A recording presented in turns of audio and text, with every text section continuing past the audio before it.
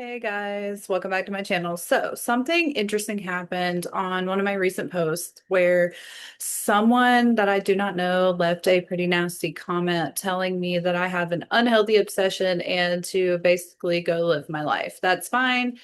I expect that kind of pushback, but what caught my attention was that a Cherokee County Sheriff's deputy had decided to like some of these comments. So anytime someone leaves like a super nasty comment and there's like likes on it, I will normally go in and take a look at the likes just to see, who it is, because I have been right more times than not that there's normally an officer on there, whether it's from Holly Springs, Cherokee County Sheriff's Office, some sort of other government employee, right?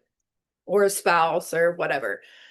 So I go and I normally look, and because one of the biggest reasons that I do this is I just feel like if you're not, a bad person, you're normally not going to engage, especially when you work for the sheriff's department.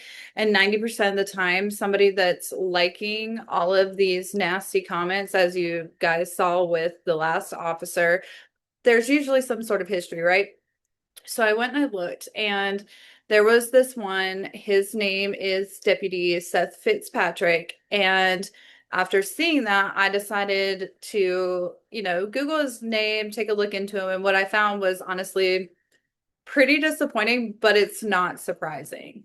So you might wonder, who is Deputy Seth Fitzpatrick? He works at the Cherokee County Adult Detention Center, kind of like the last officer we just talked about a few weeks ago. And back in September of 2024, he was investigated by his own department after a citizen filed a complaint against him. Here's a little about what happened according to the official internal affairs report. A woman named Hannah went to the jail in her official capacity as a defects caseworker. While she was there doing her job, visiting with someone that was in there, Deputy Fitzpatrick saw her and thought that she was attractive. So he mentioned it to another deputy. This deputy's name is Noah Stowers. Stowers then went and had another employee pull up the official visitor log to get this woman's personal information, including her name and her contact details. If you live here in Cherokee County, you know that there has been an ongoing issue with when inmates are going into the jails, their personal information is somehow almost immediately being given out to whoever. We've had a lot of spam situations where once someone goes into the jail, people are calling their family and trying to scam them and get money for all sorts of different things. So that's something all in of itself that needs to be looked into.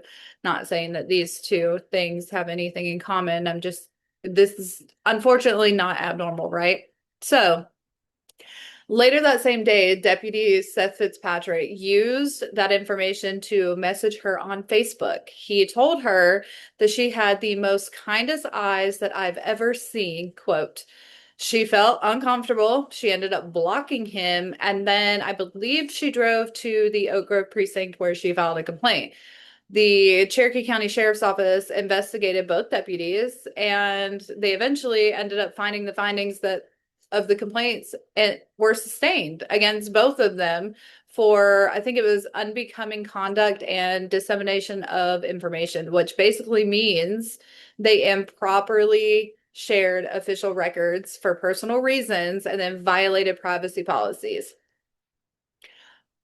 Both deputies received a letter of reprimand, and from everything that I can see publicly, that was pretty much it. No further serious discipline that I'm aware of. They're both still working there, and this is pretty similar to the last officer that was doing the same thing, and I looked into who had complaints of harassment in the workplace, in the jail. They sustained the complaints, but took no further action. This seems to be some sort of pattern.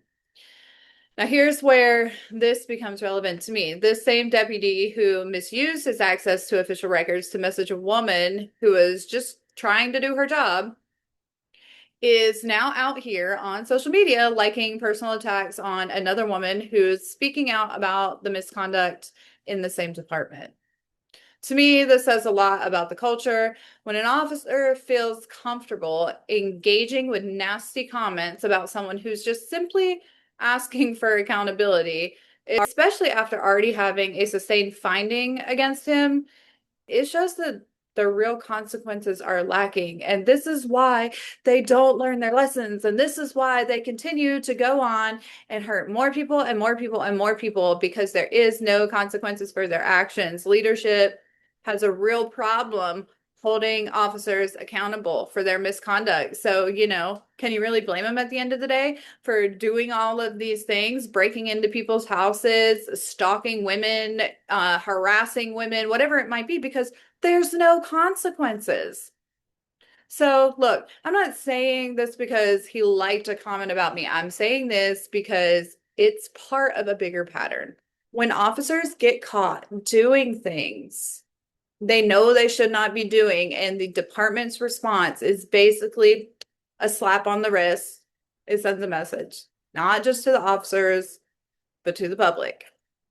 If we want better policing, more trust in our justice system, then this kind of behavior, it needs to be taken seriously, not brushed under the rug with a letter of reprimand and business as usual. So I'll try to leave a link to the documentation in the description so you can read it for yourself.